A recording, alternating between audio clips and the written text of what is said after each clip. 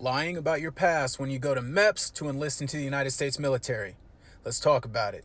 Now, this is a touchy one because I'm not a recruiter anymore. I don't run a recruiting substation anymore, and I'm not in the military anymore, but I do have experience on this topic. And before I even get into it, I would like to publicly say that even though I'm not in the military anymore, I am not condoning anybody to lie when they go to enlist into the military. And this video is for educational purposes only. Do recruiters sometimes encourage their applicants to lie when they go to MEPS? The answer is yes, some recruiters do that. And why would a recruiter do that? To ensure that you are able to get into the military. Are there waivers for a lot of the things they're telling you to lie about? There are waivers. There's waivers for just about anything. And to be honest, you could be missing your trigger finger and you're trying to enlist into the infantry and the Marine Corps. There's a waiver for it. The truth of the matter is that waiver going to get approved or not? Now, that's the type of scenario that will encourage a recruiter to push their applicant into lying about something when they go to MEPS. Now, years ago, it was as simple as a recruiter telling the applicant to lie, the applicant sticking to that lie when they go to MEPS, and boom, they made it into the military because they just passed their physical.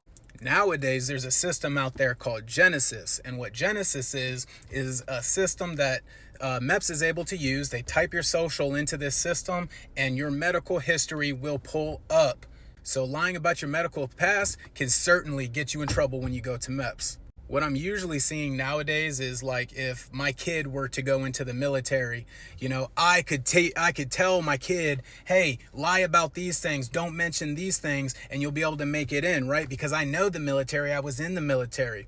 The issue is when parents or family members or friends are telling you to do that, they are not familiar with how recruiting works today with Genesis. So the best thing that you can do is meet with your recruiter, have a closed door conversation with your recruiter, and your recruiter is a subject matter expert when it comes to how Genesis works. So if you're worried about something, I wouldn't just go screaming that something from the mountaintops. I wouldn't go to MEPS and lie about it without mentioning it to my recruiter. You need to have a closed door conversation with your recruiter, and your recruiter will guide you through the enlistment process. If you ask your recruiter something that maybe they just don't know the answer to, the recruiter is going to go and talk to the station commander or the staff NCOIC, the person who's running that recruiting substation, and they will coach up the recruiter on how to properly address something.